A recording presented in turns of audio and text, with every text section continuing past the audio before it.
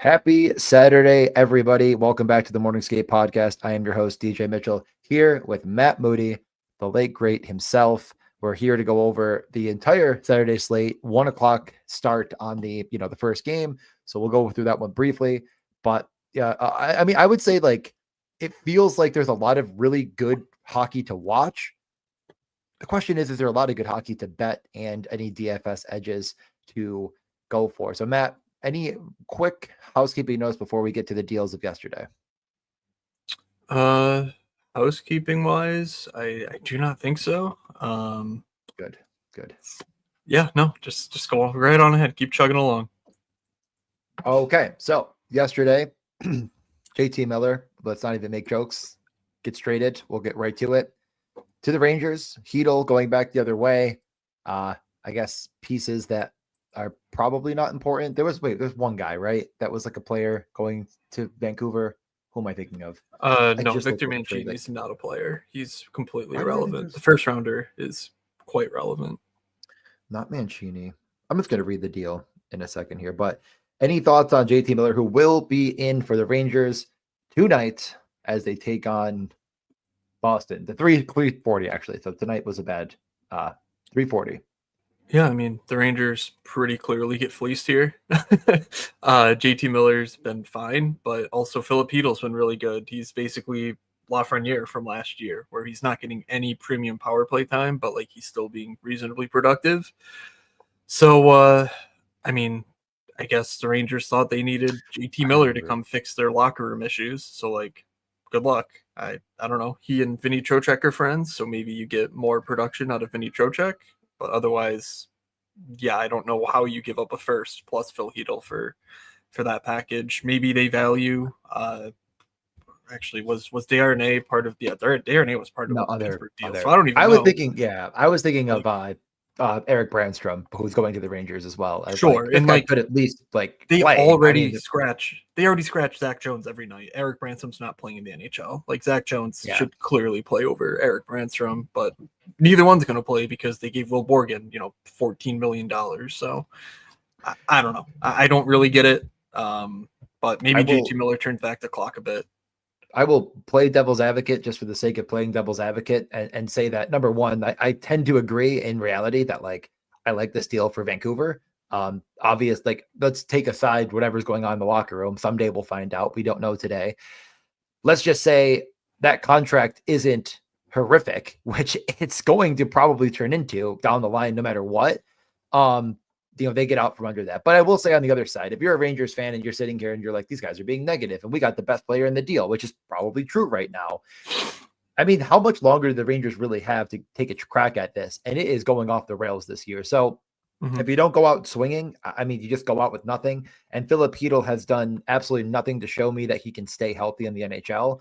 Some of these injuries and other, I mean, just a ton of ambiguity around it. He goes back to his home country for a long time. It kind of felt like he might never play again, but when he's there, he's great. So I think it's a good deal for both sides in some respects. It's good. The Rangers should know. I mean, when's the last time we heard that about Sidney Crosby? I mean, there was a time 10 years ago where it was Sidney Crosby might not play hockey again. Concussions are concussions. They're not something. Of course, there's something that build up over time, and it is worse. It's not like he, blew a knee, or I guess maybe not blows a knee, but it's not like he strains a hamstring or whatever, and then he's back to normal. The next one could be the last one, but also there's no guarantee that that's going to be the case going forward for him. It's not like a back injury that's just never going to go away. So I don't know. It just feels like the Rangers playing scared here. They're going with the swing on a guy that they know is a potential star, but not playing like it, versus a guy who is playing like it, but somehow can't get on the power play over Mika Zibanejad because, they're obsessed with their old people. I mean, I guess last two notes from me, and then we can move on. Number one, I feel like Philip Hedl, we're kind of sitting here oh, he could be a star. I mean, he's 25. He's going to be 26 before next season starts. That's not happened yet. I'm not saying he's in his prime, but he's pushing it. And it's a very good player, but the results, I don't know. I mean, what are we doing here? We're not, I feel like it's just sort of this analytics can do something for you to a point, and then you get to the final result and you're like, well, is he moving the needle, or is it that he's a third line center that's maybe just above that position? I think that's more of the case here. Like, I think he's a fine option for sure. And if he turns into a bit more, that's going to be great. But I do think like the Rangers, if you're the Rangers, you got to go for it. Yeah. Like, this is it. Zibanejad and Kreider are clearly showing they're about done. You have the best goalie in the world potentially when he's on his game. I would say that when Igor's playing at his best, no one can match him, even at their best. So I think that like they could have given up more, it feels like, than they did, but giving up Hedl could end up looking bad down the line. Couple comments, and we have a good number of people here today. Yeah, Rupe Hintz bailout for me yesterday on the betting streets. Did you post that? I did. I'm totally Matt. Okay, yeah. Let me first off clap. Matt texted me and was like, "Does this make it? This is like a crazy line, right? Like he's minus 150 for a point. Why is he plus 185 for an assist?" And it's like, I don't know. 2 goals, an assist. Tip the cap to young Rupe. Matt, anything you want to say about that call? Because that was you. That goal was worth a ton because I had my entire house on Thomas Harley to get a point in the first game of Fount Miro, and he did nothing. So I lost a bit on Harley because he didn't get the shots, but he did hit his blocks over. He did get the point there and the assist. So that was a very, very fortunate empty netter for me. Yeah, and I as Tom Olson's saying here about the power play, and like JT Miller could help, but like I mean, that's the thing is like last year it felt like the Rangers had, I would argue, a top 3 power play. You can't say 1 because Edmonton scored every time, and that is a huge hole in their fly in the ointment. Like, your guys start getting older, but they need to take advantage of that opportunity, and like I do think this will help. But yeah, Matt. Just what they need. Another guy to take ice time away from Lafreniere on the power play. Yeah. It's not his fault. And then, I mean, the Sabres are never making a trade. Thank you very much. Oh, sorry. I tried to pull it. Cousins is just going to stay the same. Like, there's 2 things I'll say about this, but don't get me started. The Sabres, like, it feels like there is a concerted effort to not allow Kevin Adams to make any more deals, in my opinion, at least. And obviously we'll never know. Elliot Friedman was saying over and over and over again, like, the Sabres are very in on Pettersson. I don't know why it didn't get done, but it didn't. And Vancouver's not trading him.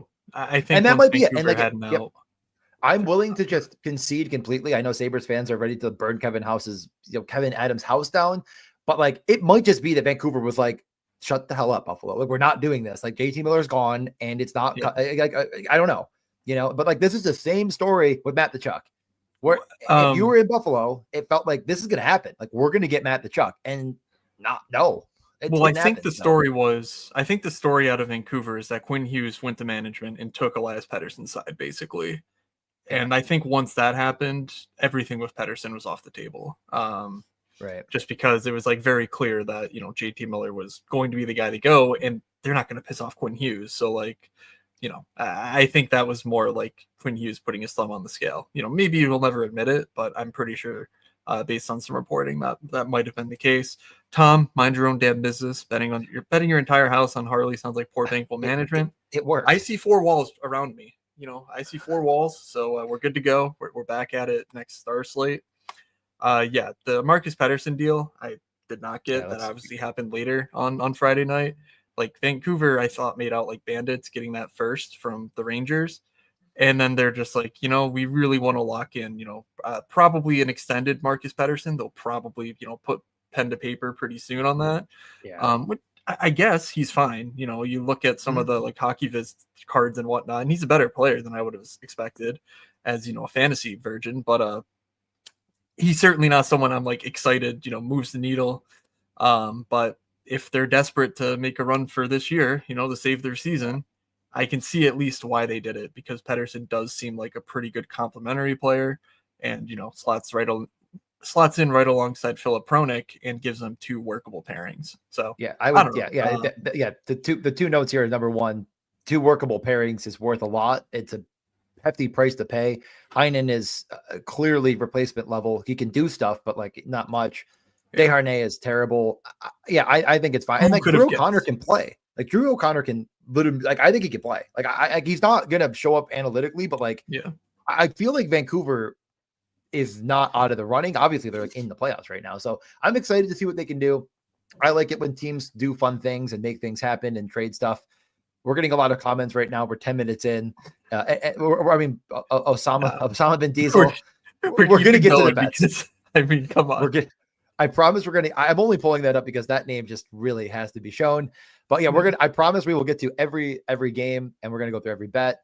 But yeah, I mean, the point is Hronik needs to be with Quinn Hughes at 5-on-5. So they can do that again because they couldn't before, because Marcus Pettersson can hold his own weight, which is more than anyone else can say on Vancouver outside of Quinn Hughes and Philip Hronik. So I'm in. I mean, I'm in for it because Vancouver is a team, again, that like they can make the playoffs, Demko could maybe be good again. I don't know, but go for it.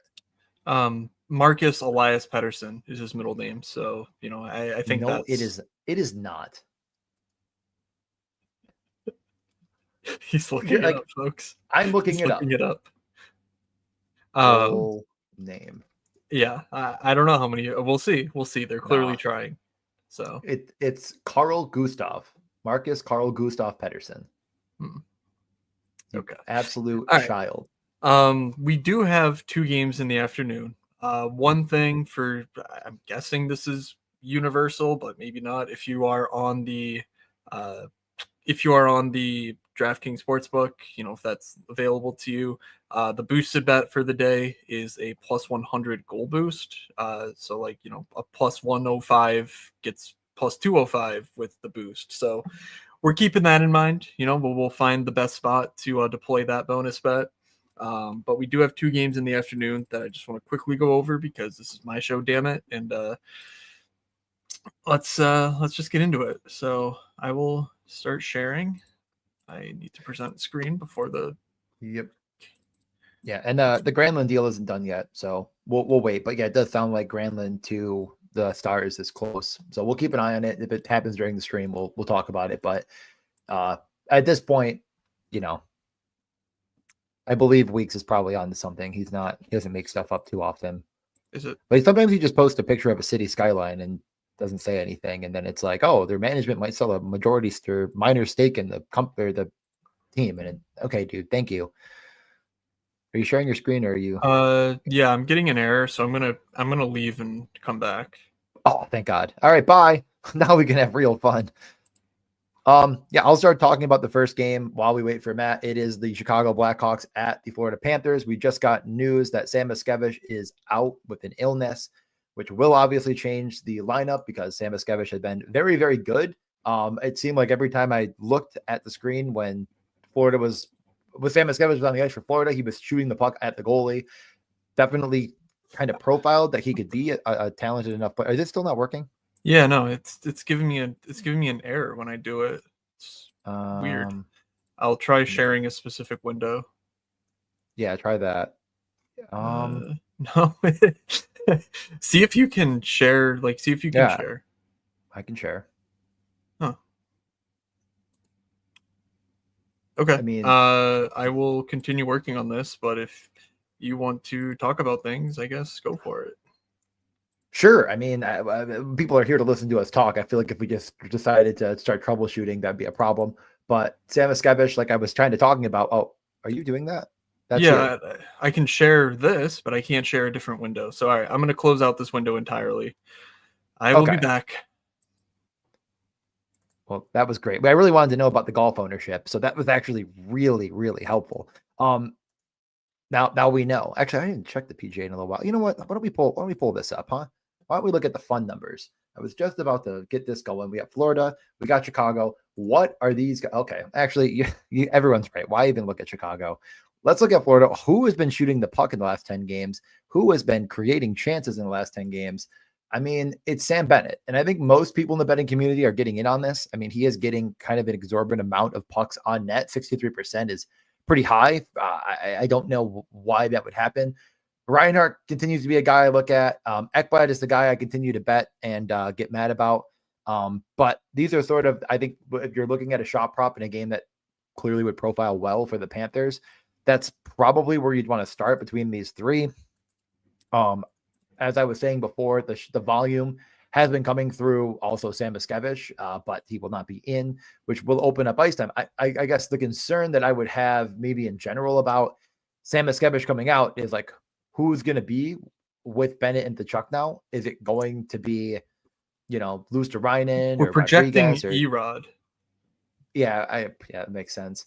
Doesn't really change much for me, but yeah, I would say that my like core 3 guys I'm looking at for shots are Bennett, Reinhart, who is priced kind of, I would say pretty good at minus 130, but nothing crazy.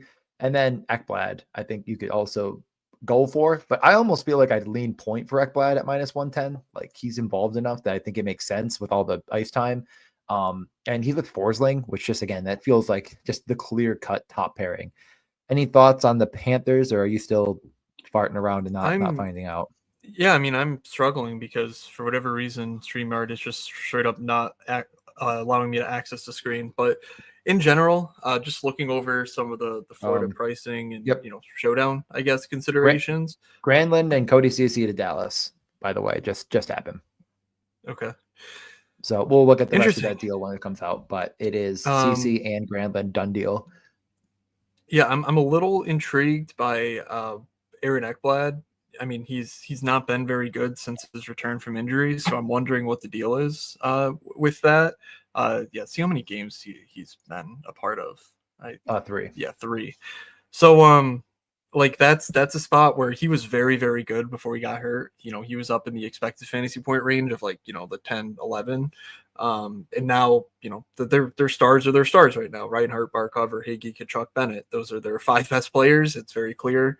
I think that if I had to choose one, I would go with Tkachuk. I'm not.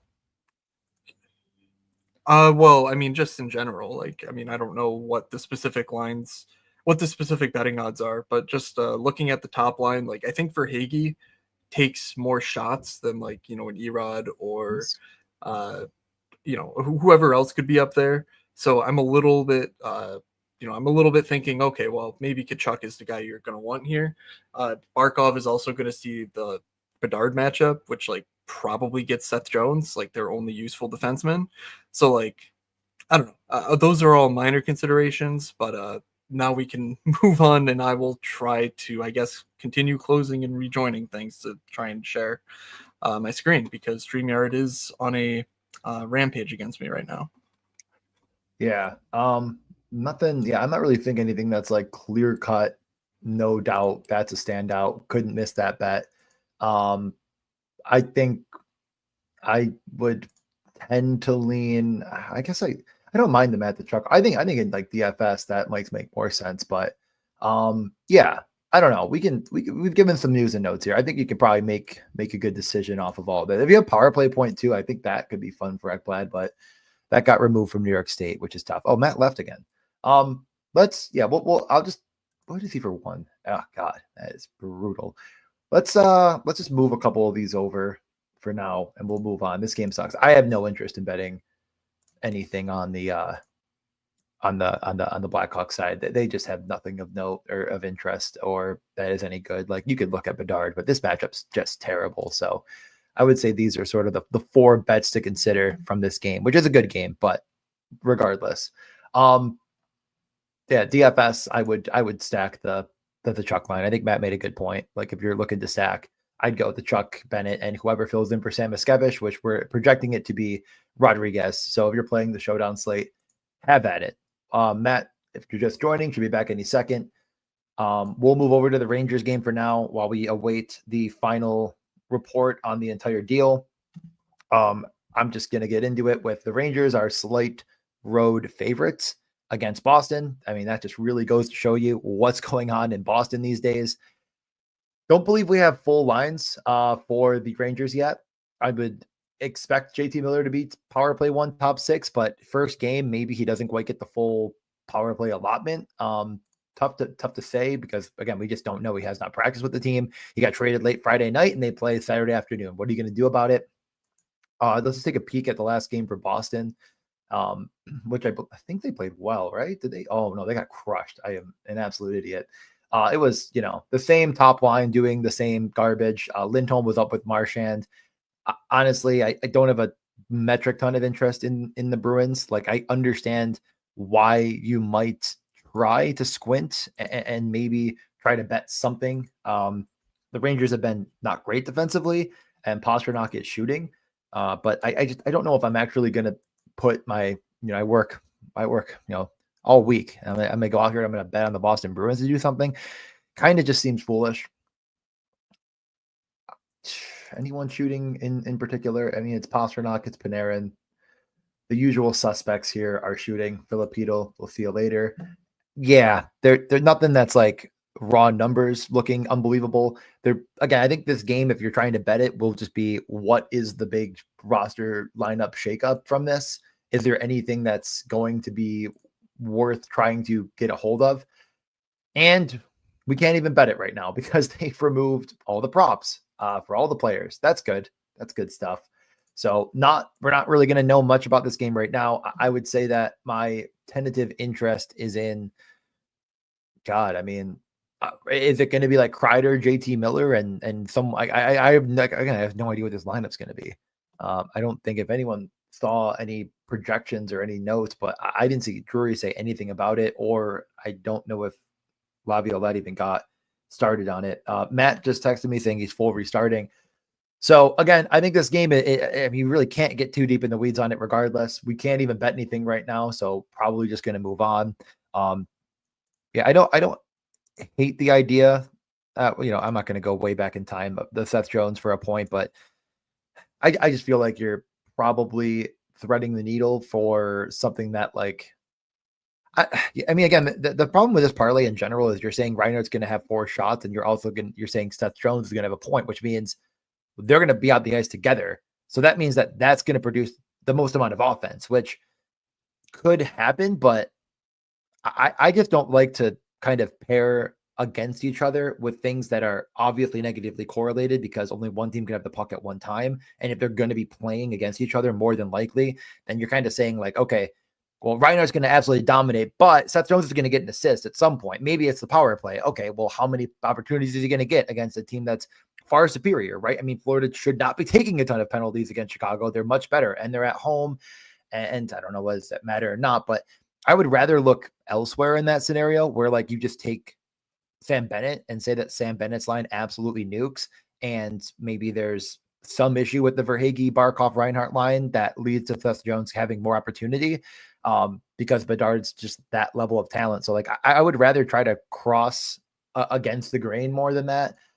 It is a road matchup, so you could say like, oh, they'll get the Barkov line off out there against anyone, but they probably want Barkov taking on Bedard too. So like it's kind of like a double problem, right? I mean, Bedard seems to get matched up with a line, and if you pick the wrong one, you could be in trouble. It's sort of the problem I have with, it's not a perfect science because we can't know for sure. These teams don't play often. We don't really know exactly how they're going to match up, but I would be hard pressed to assume that's the way they do it. And furthermore, where is Seth Jones? Yeah, I mean, Seth Jones correlates kind of across more because he just gets more minutes. So like, again, there's a bit more opportunity that could be gleaned, but I don't know. I think Seth Jones is a good play in DFS and stuff if you're doing the showdown, but I'm not going that far. Those are the first 2 games. I'll have to circle back on the Rangers game. Maybe a game to just take a peek at FanDuel quickly, but there's no props. I mean, I don't think the money line's worth betting. I don't really get. Yeah, nothing changed there. I say we just move on to LA and Carolina. Most likely our most, the projectable. Is this the lowest total? Let's look.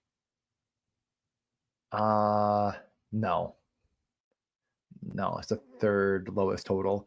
But I mean, that could be a bit goalie driven, but what we're looking at Carolina, once again, our biggest problem here is we don't really know for sure, at least to my knowledge, if Aho will be in. He's not listed on the sports books right now.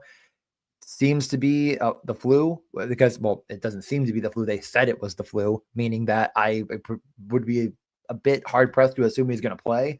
But I don't think we have the news or notes on that, but we'll once Matt comes back, we'll double check, but not listed on the sports books regardless. It's a bad game. It's a bad matchup for both sides. Oh, there's Matt. Oh, he can share. Hey. What a colossal round of fuckery that was. All right. I'm guessing you already made it to Rangers Boston. There's no props listed, and we're going to Okay. be guessing on the roster. And I basically just said that we'll have to report back on it. But like that, Yeah, that's just like if you're playing the showdown slate and you're playing and you were like, I'm playing this game in some capacity, you're going to have to wait regardless. I don't think that's a bad angle, though. Is it the 2-gamer? There's no. It's well. Let me make It's sure. showdown. Post one. Yeah, the showdown, which I thought was very strange. Never mind. That is strange. I thought there might be a 2-gamer. I think the 2-gamer. I don't mind just game stacking the second game because no information. People are gonna, giga stack Florida. I like the Ranger side of the house. Okay, here, but just you literally can't bet it right now. That's not a possibility. Yes. So, that is pretty much right. Just a reminder: David Pastrnak absolutely smashing. Never a bad play to just bet on David Pastrnak, even if whether you care about the team or not. Like if the team's good, the team's bad, doesn't matter. David Pasternak's awesome. Main slate. Yeah, I was just getting over there. I mean, I'll just say the only other thing I talked about in a long time was, and then of course he made a mistake. He meant to say Bennett, not Reinhart. But because the point I was trying to make is Seth Jones and Reinhart are like not only not correlated, but they might be negatively correlated in this sort of game environment.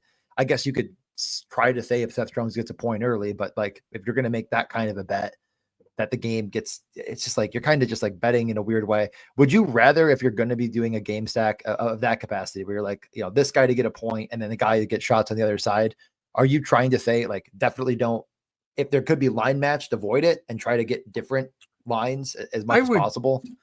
I would think in that case, I would care more about the actual profile of a player than I would like the line matching aspects. And to me, like Reinhardt's very rarely going to be a guy who takes a shot from 45 feet out versus because when you think of what Score Effects does, Score Effects basically causes teams to collapse in the defensive zone, and so they limit shots to the perimeter. Sam Reinhardt's probably not taking you up on that. Like he's still going to try and stick handle, pass his way around, work with Barkov in a give and go, that sort of thing to generate opportunities. Versus a Bennett or Kachuk, if they see an open shot, they're going to take it because they know that one of the other one's crashing the net. They know that Erod's going to crash the net. Like that's just the way that they play. So like it's certainly a thin way to like actually game script out like something like that. Like I don't know how actually valuable that is, but if I had to choose, I would defer to the guys who shoot from further out with more regularity, which is definitely Bennett and partially Kachuk as like sort of a percentage of their I guess opportunities. Like Evander Kane and Sam Bennett to me are two guys where it's like if they see open lane, they're shooting puck regardless of how far away it is. Okay. Well, I was shifting us to the Carolina game, but I guess DraftKings order has it with the Ottawa game. That's fine. We could just do this. Yeah. I just basically said, I don't know if Aho's going to play. And then that was about it. Well, I believe we still don't know, but we'll give him another 30 minutes to figure that out. So we'll start here then. Already confirmed. It is Gustafsson in net and the same lineup we saw last time for your Minnesota Wild. Cover boy next to me here had his shutout in Montreal. They're going to give him the day off. Last time out, well known by me because I bet the top line for a point, and they didn't get a point in a 4-0 win. I wasn't happy about that. I was actually quite sad. The Minnesota Wild, though, are it was a popular play for a reason. I don't really know what the ownership got to entirely on Thursday, but I'm sure it was pretty high. They played all the ice time in the world. They all correlated on the top power play with Rossi and Faber, and they didn't get there. Now, is this a good matchup? No. Is this the lowest total on the slate? Is this the lowest total on the slate? Yes. Are people going to play it? Probably not. I mean, not to the same capacity. And it still is a full correlated top line, everything you can want and more, going against a goalie who has played fantastic in Maryland, but like if I would have told you this, I guess at the beginning of the year, Miralainen against Minnesota, and this is the price on the full top line, and this is people would have been, just sprinting to the DFS books. But I think this is whatever. I can't talk. You should talk for a minute. I've talked nonstop for like 10 minutes straight. Now I'm saying the DFS books. So why don't you say something now about Minnesota? Yeah. For whatever reason, I did not properly order this sheet, but whatever. Minnesota, Ottawa, you see them here toward the bottom. I'm like, this is just the way Ottawa plays. I think it's more that than actually, maybe it's just the way Minnesota plays. I don't know. But we just saw Ottawa play a pretty wild game against Washington, so like maybe this is something to throw out. But ultimately, I'm never very interested in either of these two teams. So when they're squaring up against each other and there's not a ton in the trends to like without Kirill Kaprizov, like I'm not sure how interested I am. I'm still projecting Jared Spurgeon to be on the top power play. However, I did see that Spurgeon basically played like 20 seconds to start their power play last time out and then changed for Faber. No idea what the situation was, but basically that meant Faber had more time with the top unit than Spurgeon. So that's a little uncertain.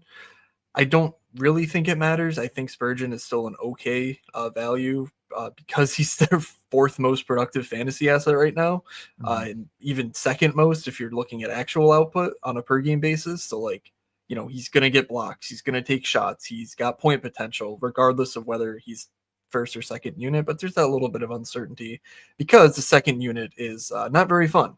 Liam Ogren remains minimum salary. He's more of a DK play though than anything else, like books wise. I think I would prefer Ottawa if I had to choose between these two sides. So let's just get over there quick.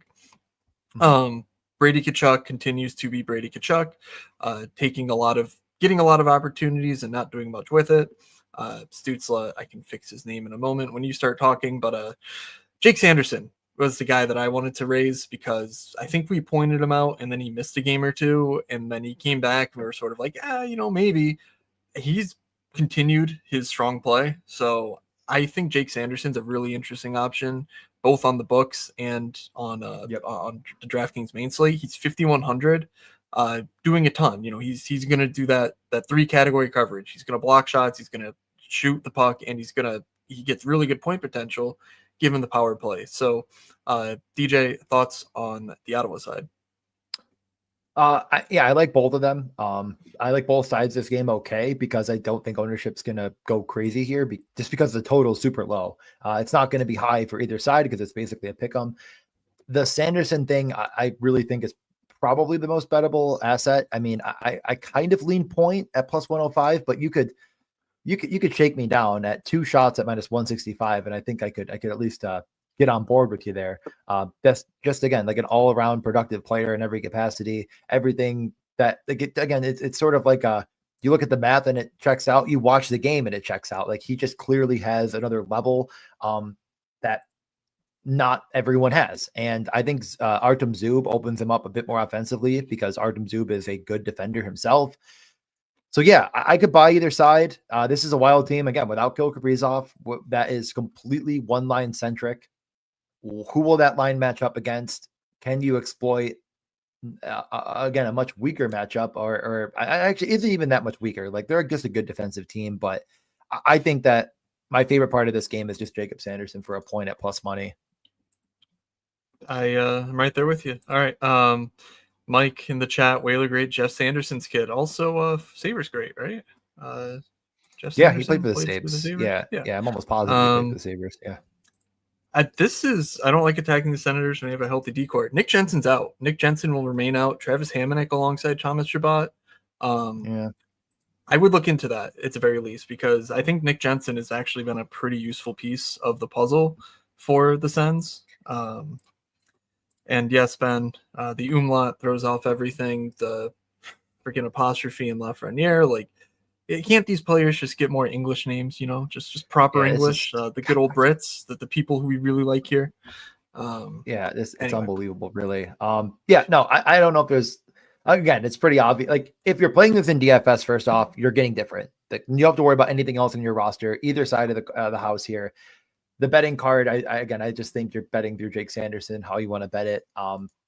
You could even tell me, like, I'm betting at the blocks. Oh crap, it's not Sanderson, it's Zub. Okay, we can move on.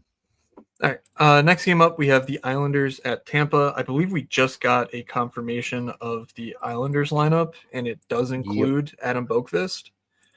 So I will do a double check on the pairings in a moment.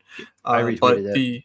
Okay, Want me to read it? but the Islanders and Tampa, like the Islanders have been pretty banged up for a few games now, and their trends don't look that terrible. I mean, they lost Noah Dobson, they lost Ryan Pollock. Apparently, both are actually going to be skating, somewhat soon. So um, maybe they're not done for the year, like I was assuming.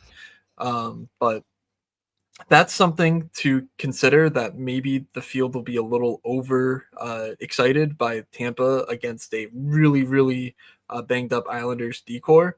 Um, I don't know how much to make of it, but like Casey Cizikas just continues to crush every night. He's the minimum salary. I've never seen a guy in the Casey Cizikas mold like sustain a 10 plus expected fantasy point number. He's playing a ton of minutes because he's their defensive player. Like if this team gets ahead, Casey Cizikas is going to play 18 minutes. So this game's really interesting from that respect, because I do believe that Tampa is going to be, pretty popular and for good reason. They look good. Yeah. The pricing's a little tough, but like it's not unworkable on this slate. But if you want to go the other way, you got a really cheap Ilya Sorokin, you've got a minimum salary Cizikas, and you've got defensive options out the wazoo because of how banged up they are. They're very cheap defensively as well. So, what are your thoughts on this game? Yeah, it's Tipsakov for Duclair, and it is Boakfist for George are the two changes that you're missing. Okay. Duclair didn't skate at all, so I don't know what's up with him exactly. I didn't read all the notes after the skate. What do I think about this game? This game profiles to have some volume to it on either side of the house, because, like you said, it's just still. I mean, this is the most put together with duct tape decor I've ever seen in my life. Is it terrible? Kinda. So I think you could probably go, with Tampa, and I think that's going to be the popular play. But is Tampa been great? No. Is Cirelli going to play? Sounds like there's a chance. Game time decision here, so maybe not. He of course makes a difference defensively when you talk about how does Tampa try to shut down and how do they play at all. I think that piece of information is almost so valuable that it makes me want to just not say anything and say, like, listen, you don't need to parlay anything right now, but there could be a pretty decent sized edge on something in this game if there's no Cirelli. Does it just mean you do whatever Kucherov stuff because Kucherov's going to play a ton of minutes with everybody? Maybe. So on the Islander side, though, I think you got something up. Let me. Here's the Islanders' trends. 5-game rolling expected goals defensively. We've seen spikes from other teams when injuries happen and whatnot, and maybe you could argue that this little thing is a spike, but I don't know. I think the Islanders are just playing Islanders hockey right now, so I was pretty interested in targeting them with their defensive injuries, but and maybe Philly's just that bad, but I don't know. They looked pretty organized. Ultimately, I think their forwards are in really good line combinations chemistry wise. So maybe that just makes life easier for them. I'm pretty skeptical on Tampa. Just all things considered, pricing, projected ownership, and the field's interpretation of the matchup. And like was mentioned earlier with Siplikov moving up to the Nelson line, that line has incredible numbers together on the season. I would be somewhat inclined to take a stab there too, if you're not just saying, "Oh, I'm going to play Sorokin and Cizikas because I'm just going to ride the gravy train of getting a blocks bonus every night." I think it's fine to target some upside too with that Nelson Siplikov pairing. Palmieri's fallen off, but so is the price, $3,500, cheapest we've seen from him in God knows how long. So I think it's pretty reasonable to look at the Islanders here. And of course, it's reasonable to look at Tampa, but I just worry about the power play units and the relative lack of certainty outside of Nikita Kucherov on who's going to smash at these prices. It's just very tough for me to thread. Anything else you want to say here? Jesper Boakfist is the second line winger with the Chuck and Bennett. By the way, oh, okay. Does that do anything for you? Does that do anything? I will. Erod's just in on the fourth line, right? Luosterainen, Lundell, Erod. Oh, okay. Just does that do a little bit of a anything for me? shakeup there. I mean, he's No, I plus think 450 to score is Jesper Boqvist. I'm not sure if I would you need to rather go bet that on far. Luosterainen, I think, to score. Let's just go back there real quick. But Luosterainen, I think, gets the power play bump with Samoskevich missing. Obviously, Erod should not be here twice. So with Jesper Boqvist in, I don't think he'll get the power play opportunity. I Why think did I that'll think? be I feel like Luosterainen. Boqvist. Why did I think Boqvist doesn't really shoot? Am I losing my? Maybe he doesn't get a lot Because of he minutes. So doesn't. I mean, look, I'm showing it right now. The iCourse per 60, he's like yeah, zero point I 0.7 I of the league average, so not I think very it's. good. I almost feel wheels up Sam Bennett is my takeaway here. Sure, yeah, that's a Shots. good I takeaway. think that's I think that's what I'm going to put in right now. Sometimes pays to wait a minute because again, Sam Miscavige was stealing a very big majority of the shot share. I mean, that line was good because Matt Tkachuk is great. So like, I just don't think, and like, even if you think, well, but what if Boqvist doesn't stick? It's like, okay, they probably move up Luosterainen or I guess Erod, but no, I think it's wheels up Ontario. If anyone can catch the message, and also this is not a bet your goal boost situation, but we're still saving that bullet. I'm not putting it on Luosterainen, in case you were wondering. No, and the general vibe on the goal boost is to do it as close to an even money prop as possible because that's going to maximize the boost in your projected profits like over time. So, so I'm going to do Bennett for 3, Bennett for 4, and Bennett for 5 shots. Okay. Call me crazy. I say he gets a bump from playing with a guy that doesn't shoot, and Matt Tkachuk, who's one of the better setup men in the world. I'd say, frankly, in the world. In the world. TJ went door to door asking every single nation, send your best setup man. All right, let's get on to the third game of the slate, Nashville-Pittsburgh. Pittsburgh, of course, I'm projecting. Did we see a morning skate from them already? I can check quickly while you talk about what they have here because I can't imagine they changed much. But so moving out, Drew O'Connor, Danton Heinen comes in. I don't know if he'll be able to play is the main problem, but just to have someone to plug in there, just with immigration and whatnot. Danton Heinen, should be in the top 9 if this holds. Russ Crosby Raquel, though, should hold. Carlson Grzelcyk should hold. So there's your main points of interest. Chris Letang, P.O. Joseph, and Ryan Graves, Ryan Shea. Not the best decor, of course, without Marcus Pettersson. It wasn't the best with him either. And then Michael Bunting, Cody Glass, and Anthony Beauvillier. Like, yikes. So you're talking about some pretty weakened depth in Pittsburgh. Nashville on a back-to-back, though, leaving Buffalo with a loss. Forsberg, Stamkos, Marchessault, the top line. Yeah. Very rare that teams leave Buffalo with a loss. That makes me think that Nyquist, O'Reilly, Evangelista get a very soft matchup. O'Reilly gets you some top power play exposure. Evangelista scored in his return to the lineup. But this third line, Tommy Novak, Svechkov, and LaRue, have been very, very good together. You see that they're all producing pretty decent expected fantasy point outputs, and they're going to total like less than 9,000. So I think taking one or two guys from this line makes a ton of sense given the weakened depth in Pittsburgh. I personally prefer Svechkov, but Tommy Novak is going to be a very good, around the puck type playmaker. So maybe you just take a mini stack there. And LaRue has been the best of the bunch in the expecteds, but he's the worst by actuals because I think he's the least talented of this group. But you see this, they're all, I guess, both Svechkov and LaRue were first round picks. So like there's some pedigree there. And then obviously Tommy Novak has done this in the NHL before and been a pretty consistent, productive player. So the third line in Nashville is what I like. DJ, thoughts on this game?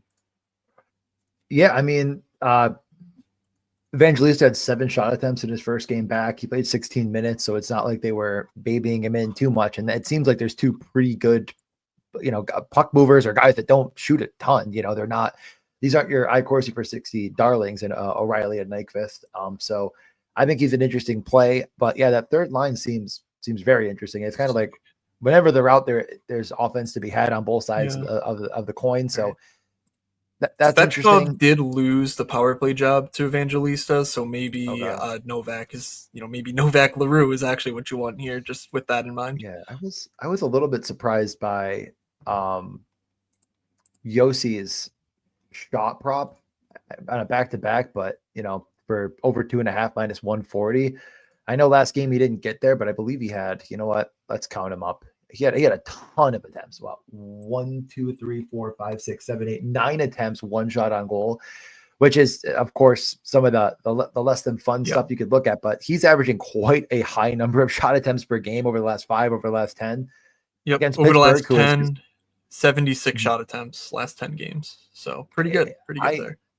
I think that's my initial lean. I know it's a back-to-back, but whatever. Like, I don't know how much that really matters for Roman Josi. Like, he's going to see a ton of ice time against some bad player. I'm just, when he's not out there against the top line, bad players. So I could take a look at him for shots. Is there anyone else on Nashville you want to mention before we talk a little bit more about Pittsburgh? Nope. No, Philip Forsberg continues to be awesome. The pricing though, 21.7 for that top line, 8,500 for Phil Forsberg. Seems very fair. Like on a back-to-back, it's a fine matchup, but not anything that I'm overly excited by. I like the Josi call out. For Pittsburgh, sorry, go ahead. No lines, but we are expecting Heinen for sure to be in, and Desharnais, I believe, as well.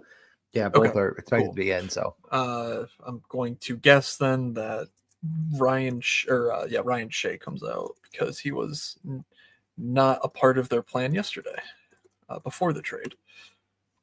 I was going to say there's no way you're nailing that, and I believe you did not. I did. No, I got that. It says Nana. Yeah, because he's not on the slate. Oh, yeah. God, you really did spell that right. How does your brain do that? My brain, when I have to spell a word that's difficult, just doesn't function. It's just like, sorry, no, thank you. I mean, like if I write it out with my, if I can do it, but like in my head, no way. I don't know. Ask me like the birthdays of like more than like 4 family members. I couldn't tell you, but random NHL player spellings. I got you.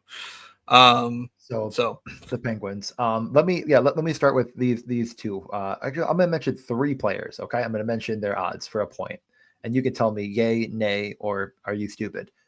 Erik Karlsson is even money, plus 100 for a point. I prefer chasing upside with Erik Karlsson versus floor. Yeah, I guess median is how you would consider that. Matt Grzelcyk plus 130 for a point. You know what? I'm gonna say yay. As much as I don't want it to be true, and every time it actually matters, Erik Karlsson's on the power play 1, but Grzelcyk is on the power play 1 for most of the game. So yeah. Would you rather click the plus 160 for an assist? Isn't that crazy that Matt Grzelcyk has worse odds than Rupe Hintz yesterday for an assist? Am I the only one just like, huh? Like, yeah, no, that's very strange. But I think I would just pick the point prop. Yeah. And then finally, Chris Letang plus 135 for a point. I would rather bet Erik Karlsson for sure. Okay, perfect. So yeah, I think that the Grzelcyk thing is at least an option here. Yep. Not a whole lot else. I'm like, oh yeah, like this is clearly the option that I want to take.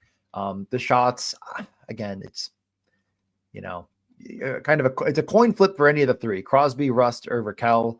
Is there any of the 3 that you feel comfortable about getting 3? Yeah, let's do a lean toward Rickard Raquel. He's just got the better expected fantasy points numbers. You look at the actual shot attempts over the last 10. We've got Rickard Raquel at 58 attempts, Sidney Crosby at 49, and Rust at 44. So a very decided advantage. Maybe there's some missed games in there, but 5.8 for Raquel, 4.9 for Crosby per game, and 4.4 for Rust. So let's lean Rickard Raquel there and move forward to the next game. Yep, I like punts Nashville for DFS and Josi for shots or Raquel for shots. I think I like even more than Grzelcyk. So yeah, Winnipeg at Washington, not a high total, but a game that I think I want to watch. I mean, 5.5 plus money on that over. It's a dead pick 'em, -110 on both sides. It's Logan Thompson against Hellebuck. Yep, both confirmed. The over under on their shots are the exact same price, exact same line, 23.5 over under, -125 on that over. Doesn't make me feel good inside about this game having a ton of anything. Neither team really seems to have a shoot first mentality, except for when Ovechkin has the puck on his stick. So yeah, I think the prop market here feels tough because the pricing isn't anything. I'm not losing my mind over any of these prices at all. To be honest, I think the only price that I'm gonna take 3 looks at is Gabe Vilardi for 2 shots -130. Just feel like he could be good for that. But the shots, I'm a little bit hesitant on. What are your thoughts here on this game? Yeah, the matchup for the Winnipeg side, I think might get a little overstated. Somehow Washington has actually looked a bit better in the expected goals department, and of course their goaltending remains immaculate. I'm not that interested in this game in general. Shocking.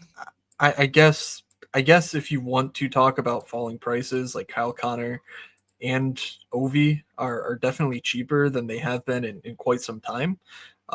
We did see that Connor McMichael is back on the power play 1 in favor of Jake Chikrin, so that's an angle. But like, I don't know. I don't really want to target either one of these teams the way that their goalies are playing and the way that defensive structure has worked. Without Adam Lowry, Winnipeg's looked fine. They've gone, I think, pretty solid on this road trip so far. So I can, I guess, lightly support the Gabe Vilardi interest. I don't know. Well, it's just like I feel like it's probably should be a coin flip on if he gets 2 or not. But like if he gets 2 attempts, they could easily both be on goal. I'm like probably going to get at least two cracks at it. Like he's definitely an in tight kind of shooter. So I think that's my interest, but I don't really know if I'm like, oh, this is actually like a steal. It kind of feels like a type of guy where if he gets 5 opportunities, he might have 5 shots on goal, and you're just sitting there like that was the easiest bet of my entire life. Or he misses his 2 opportunities and he has 0, and you're just like, why did I actually bet -130 Gabe Vilardi, who is shooting as of right now? Oh, let's just look at the last 10 games, 2.6 attempts per game. Yeah, not great. Let's just bet the news and go Connor McMichael +120 for a point. I mean, that's very clearly not priced in the power play 1 that they practiced with this morning. Dubois, Protas have both been very good. McMichael's been awful, but guess what? Like he's back on the power play 1. So that's all there? I really care about. Like it feels like there's got to be more to the story because he was unbelievable for a long stretch, and then it fell off, and then he wasn't getting the minutes, and then it's like, okay, something kind of feels like and now he's getting the minutes again. Now he's back on the top power play. So I actually think that is the sharpest of angles, is to say bet on the talent, which we bet on before the year even started. Now he's getting 18-20 minutes of ice time in top power play. So let's go all the way back in again and say this is the guy. I agree. Let's move on. What do you have next? LA? Okay. Yep. LA and Carolina. We have an LA update. Are they finding a way to keep Brandt Clarke out of this lineup? I will actually punch a hole through the wall and die in that order. All right, let's see. The Mayor's Manor. No, that's Brandt Clarke is not available via trade.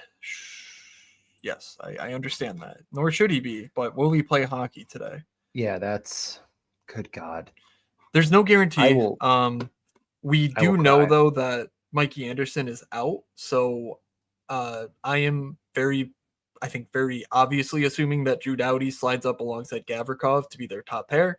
Joel Edmondson and Jordan Spence and Jacob Moverari and Brandt Clarke. Obviously, this Brandt Clarke thing is all projection. Like, does he play power play? Does he not? Does he even play? Because they do have Kyle Burrows and some other dumbass on the blue line that they could bring in. So that's definitely an open question.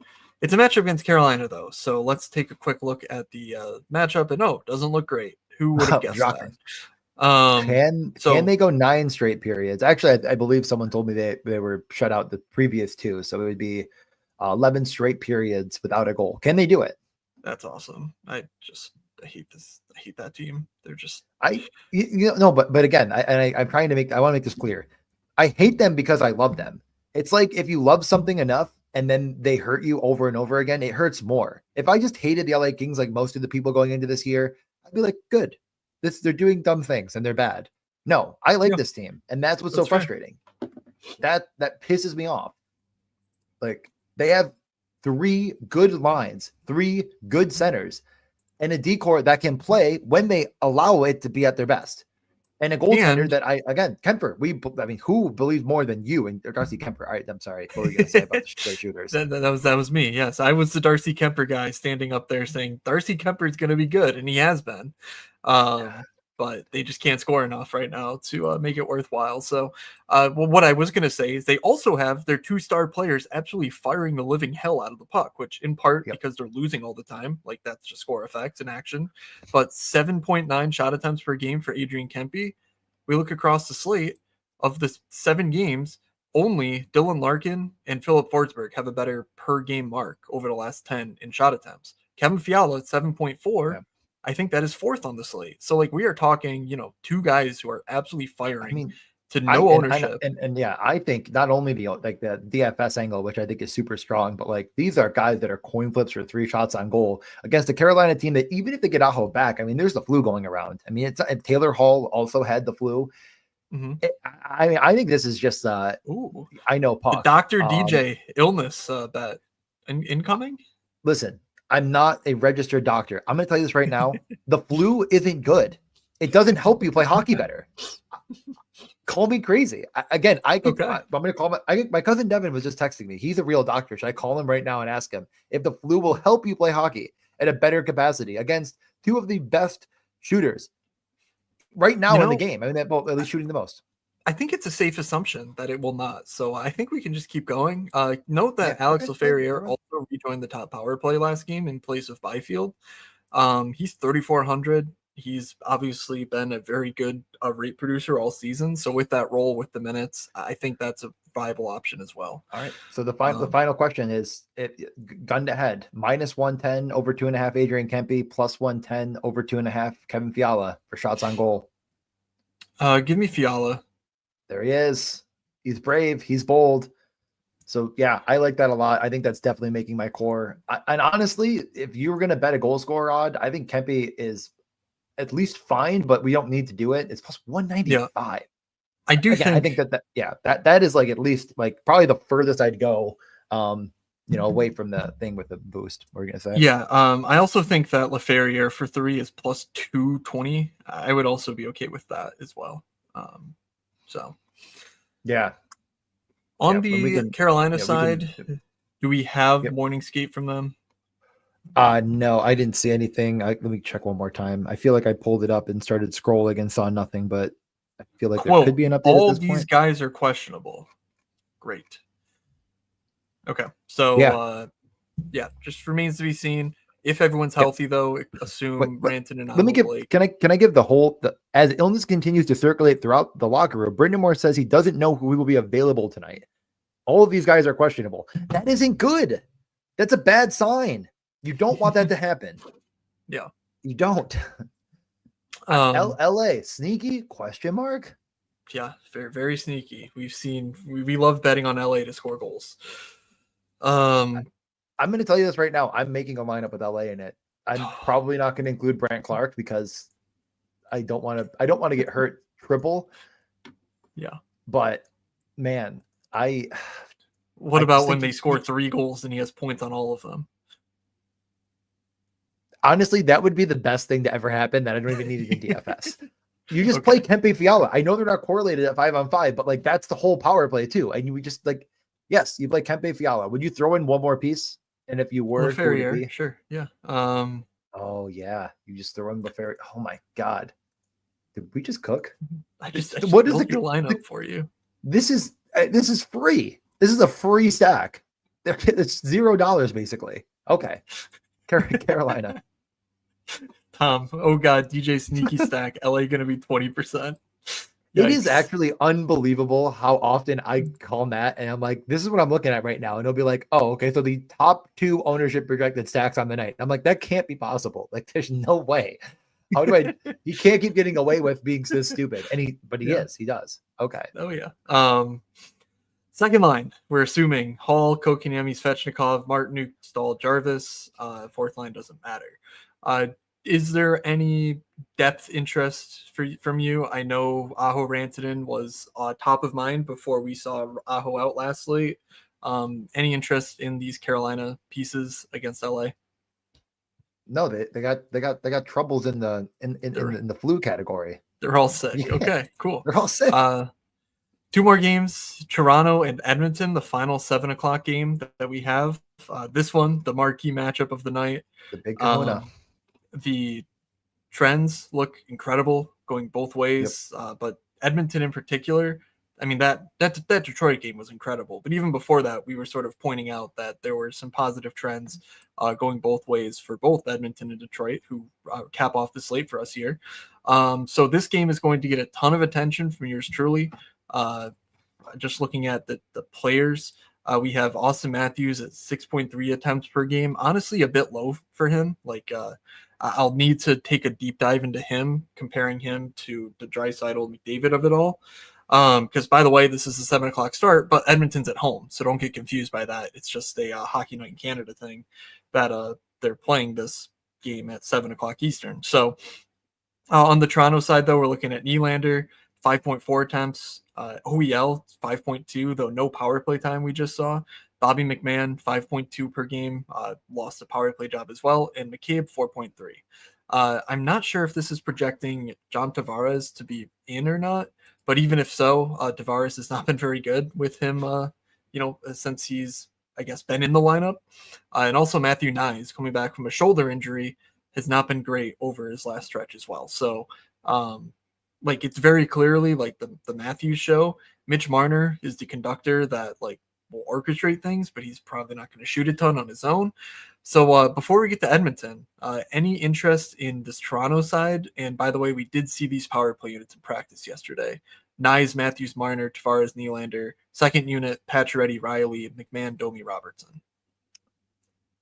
I mean, this is where the goal bet comes from. This game, you could pick. I would say between 3 guys. They're not going to be of much surprise. Austin Matthews might be my clubhouse leader right now. I love that line. I think that's right now my build is Toronto 1 plus the whatever it's called team. The guys that play the LA Kings. That's what they're called. Unfortunately, if you play that Kings 3-man, that's 3 wingers. That is a little frustrating. You can't afford there's no spot for Matthew Nyes. Toronto's been this team that it feels like every night when you're playing them, you look at the decor and you say, "Ooh, I can't play Morgan Riley." But at what point do you jump back in? I mean, he's been horrific. The minutes are there. He's not playing power play 1. He's doing nothing of value, but he's 4K. And it's sort of like, well, Brock Faber does nothing of value, and he's 4K, and he plays a ton of minutes, and we play him sometimes when he gets this treat. Well, are you considering? Yeah, you're right. GA007 plays Brock Faber sometimes.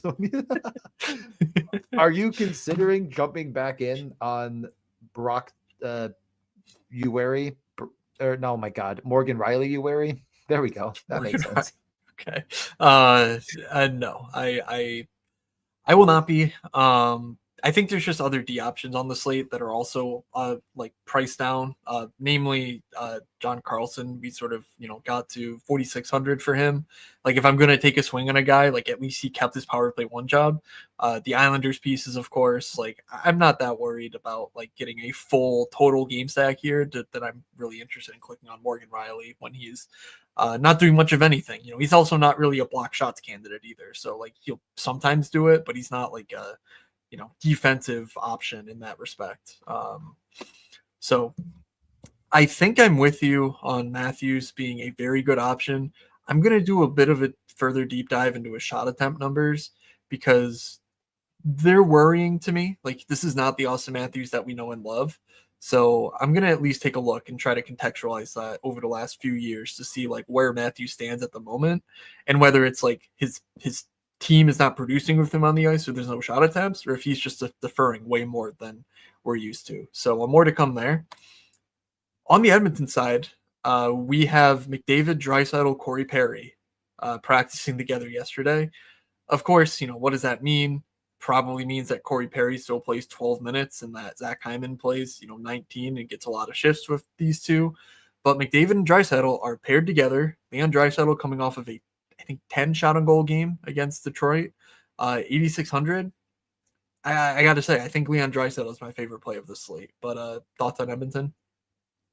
Yeah, I mean there's 2 goals. I mean, really, like McDavid's there, but like it's probably either Draisaitl or Matthews you're betting for the goal scorer boost.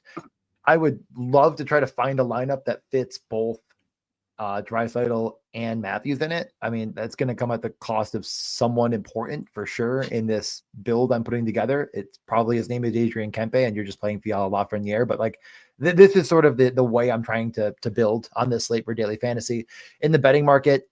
Again, like I said, one of these guys is probably going to make my goal scorer. I think you could reasonably take a look at how you'd want to pair points and whatnot. Like, this is a McDavid Draisaitl show, and I don't think Corey Perry is going to be unbelievably involved. But like, is Corey Perry? If you're playing both of them, I mean, you're throwing in Corey Perry at minimum salary. You're there. You go. Have at it. Good. Have a good time. But as you're, I don't know about that. But I think as you're pointing out, like you could just play Draisaitl as a one-off, and like maybe Bouchard with it. Like I think maybe you're getting back into that mode as well. That's it though for me probably. Yeah. That's what I'm thinking. Maybe even not playing McDavid. Like McDavid's been like, I don't know. This is just Leon Draisaitl's team. And like, McDavid has 5.4 attempts over his last 10. Like, yeah, he's got the talent to get 5 shots and 3 points or whatever and just smash. But like, I feel like I can make up even those points with that salary elsewhere on this slate.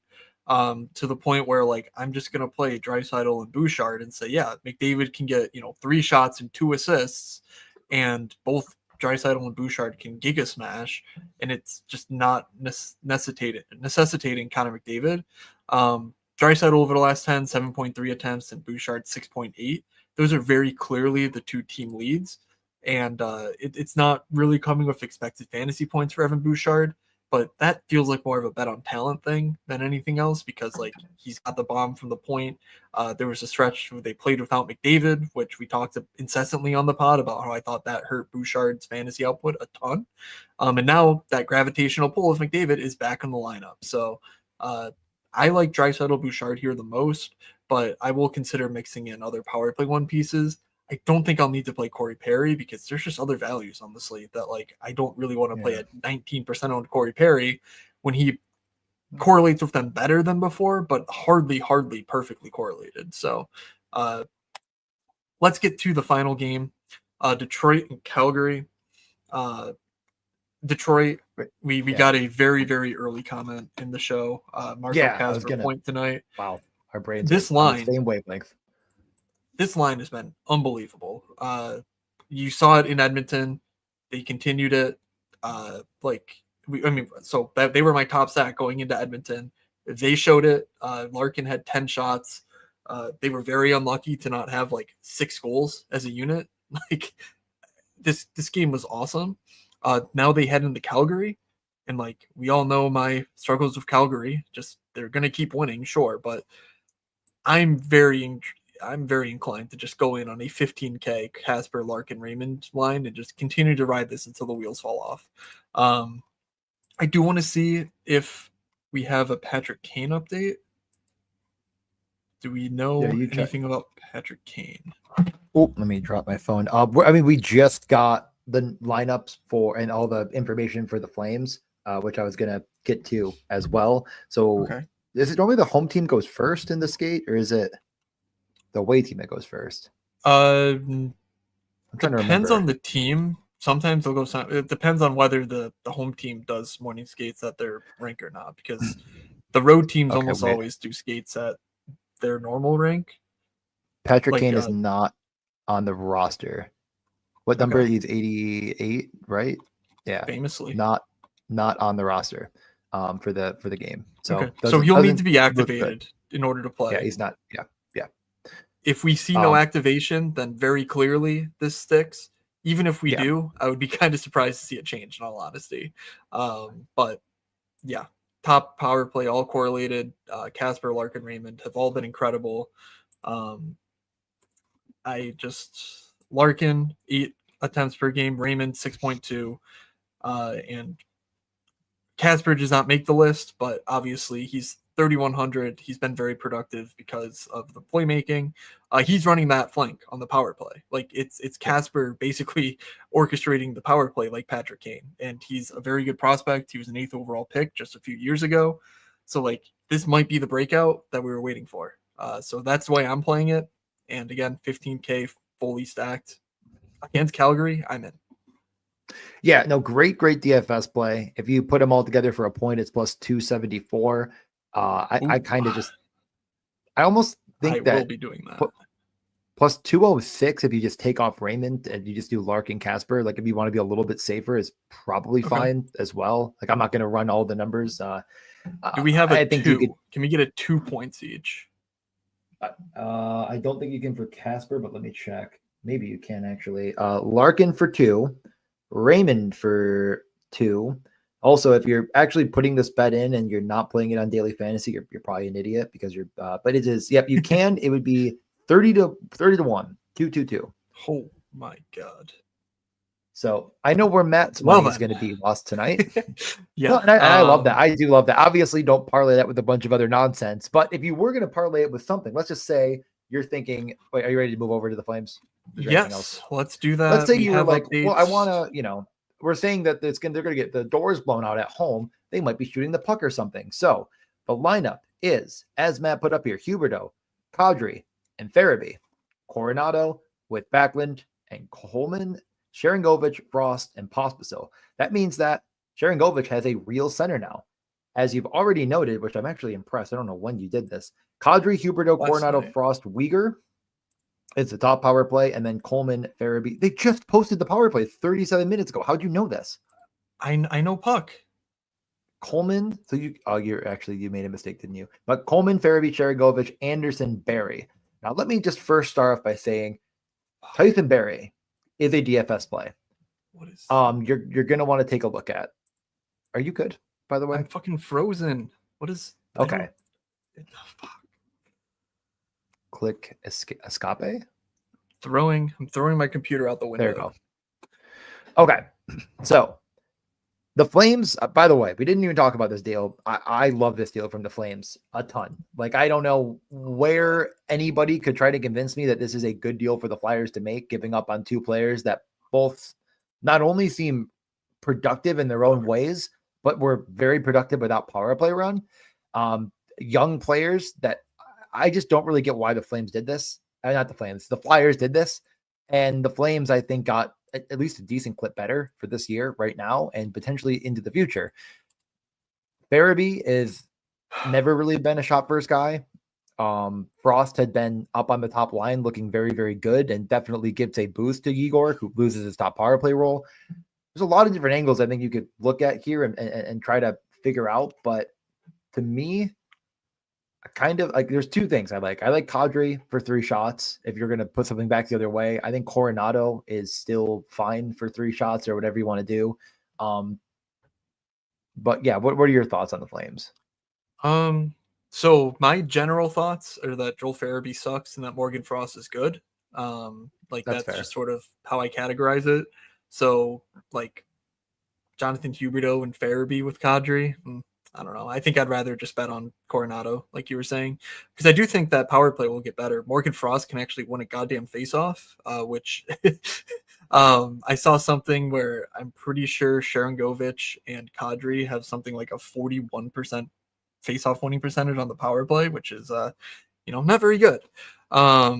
So like that's obviously a very small factor, but also 4,200 Matt Coronado coming off of 2 goals and an assist, very unfairly taking away a hat trick from him.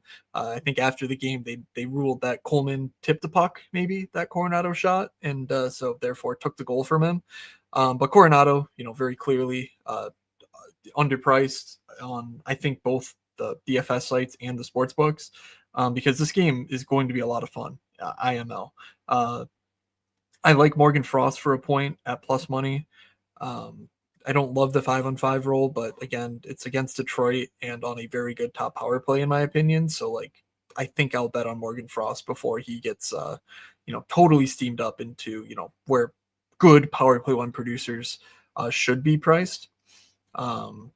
So yeah, I guess on the trade, I don't really care because I don't think either team gave up a ton other than players they weren't that interested in using. So like, yeah, maybe you could say that Philly should have gotten more out of Frost and Farabee, but like they just weren't. So like might as well turn something. And I think they got a second for their troubles there, plus the players who, whatever, probably don't matter. Yeah, I think that's fair. Yeah. So I think, but again, the problem is like, do I want to? You could make a same game parlay, right? And the sports books would love if you did that. But in reality, all of this Flames talk is interesting. But the best bet is Marco Kasper, that was mentioned right off the start. I mean, one of the better bets on the entire night. I think that plus 120 for him. So it's like, oh, let me spread out my money or whatever. I think it's probably a bad idea. Like just bet the best line in the game. So I would say if you're before you lock that in though, just on Casper, like as long as you're not like parlaying and things like that, like wait until 8 or 9 Eastern to make sure that Patrick Kane is not activated from IR, because if that happens, then I would rather just bet on Larkin. Like even though that the odds are going to be way different, like I would rather find a different bet to like just because I don't trust the certainty of a plus 120 Casper who might not be top power play. Like that's sort of where I would go. Like just make sure that you're being prudent about what you're betting, and when you're betting it specifically, because the odds won't change. Like I promise you that. Like DraftKings is not changing these lines, dramatically throughout the day or at all, really, in my experience. Yeah, the last 5 games, Dylan Larkin has 10.4 shot attempts per game. 67% of those have been on net. Pretty good. Those are pretty good numbers. Call me crazy, but yeah, he is crushing. And again, you go to the 10 games and it's not quite as good, but like that's just to show this line has come together and really, really put, they put pen to paper and they've been smashing. So I love it. Yeah. This was my best game stack of all time.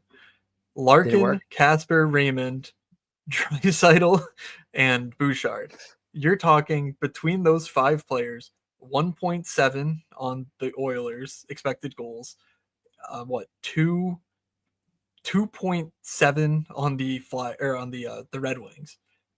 I mean, the fact that this was a 3-2 shootout finish is an absolute crime, but yeah, I mean, just look at these shot attempts for all these guys. It was just awesome. Like this line was incredible.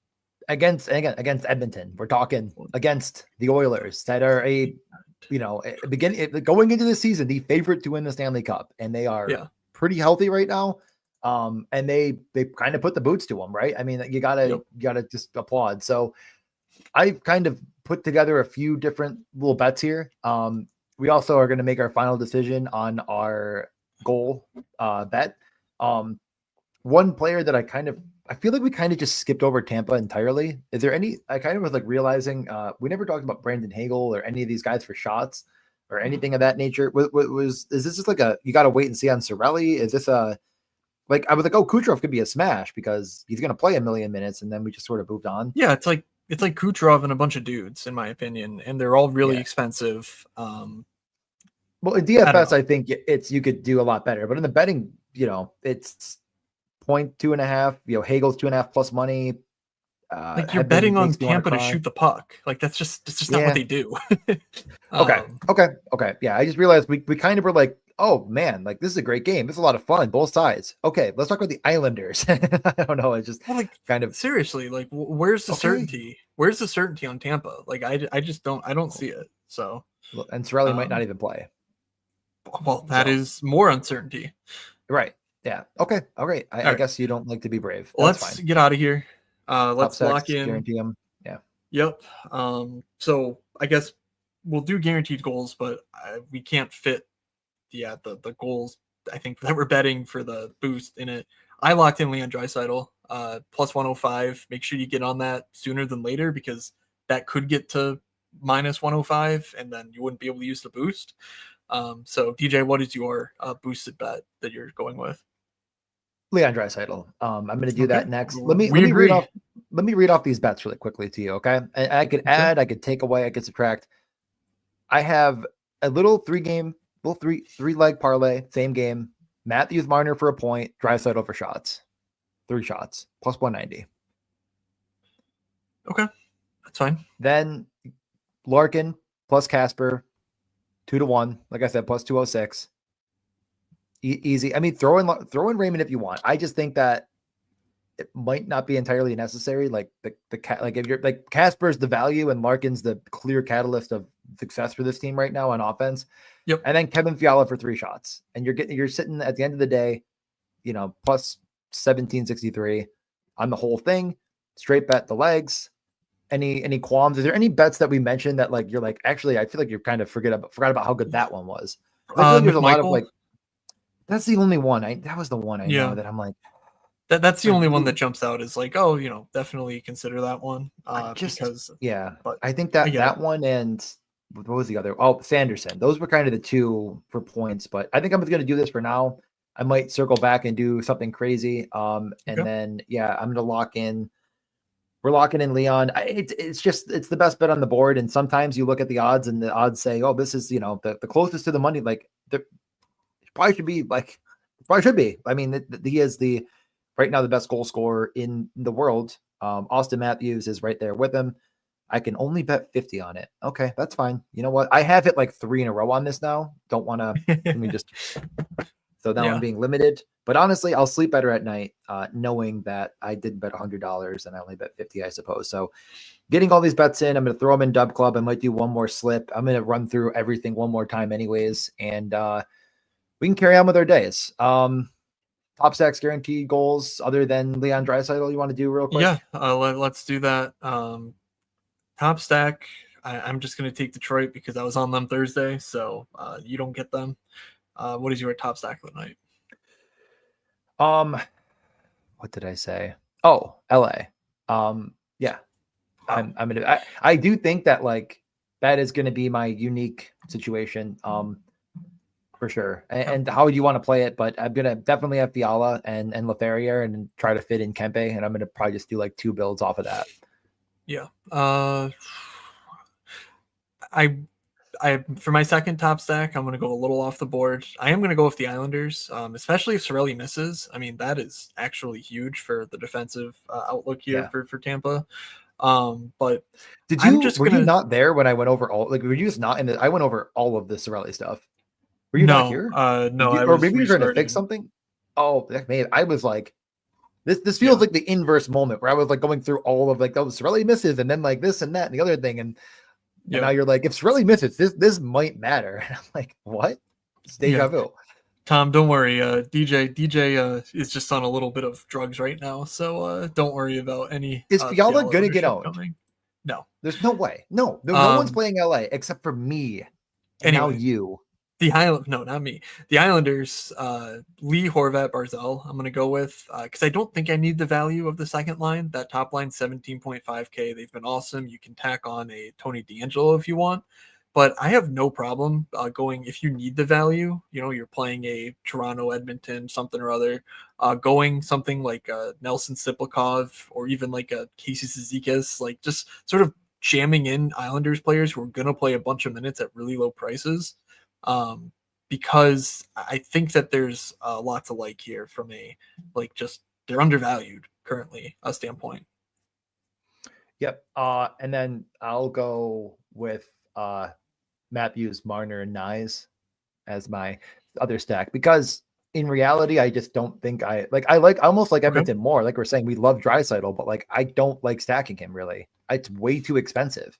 Yeah. And I think you could get away with the one-off. So that's, again, I've kind of given away my entire sauce here, I feel like today, but whatever. I All mean, right. this is the build the build I'm running with. So better get on my running shoes. Guaranteed goals. Yes. I'm going to take Rickard Rakell, 6,200, playing for Pittsburgh against a back-to-back Nashville team. Let's get Ricky Rax on the board. That's a good one. Let me just plus 200 on FanDuel. I will go. I mean, whatever. We're probably going to end up overlapping with some of the stacks, anyways. Did you say what was your first stack? I'm trying to remember. Was it Detroit? Detroit, yeah. I just want to do Marco Casper. Well, are you a coward or an alpha?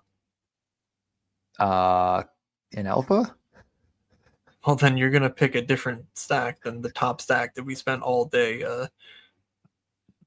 raving about. Connor McMichael. There we go. There it is. There, we found it. This took me an extra minute. What do you think his odds are? I want you to guess. Plus 330. That is exactly correct. That is exactly it. I The mean, number. Wow. Cool. All right. I have about 4,800. I have a name. So let's just do Drake Batherson. Playing second line with Norris and Perron. Not going to be anything that I'm personally guaranteeing, but for you, it's a guaranteed goal that Drake Batherson is going to cut through the chaos of this Minnesota-Ottawa debacle and get you on the scoreboard. So Ricky Rax and Drake Batherson. Okay, sorry. What do you got? I'm trying to do like 4 things at once right now, and that includes getting this bet together and then getting my guy. And I also didn't know how much McMichael was, but I have 7,200. Okay. Clear. Utility. 72. That's Crosby, Boldy, Nylander, Marchessault, Marner, Hagel. I don't like any of these.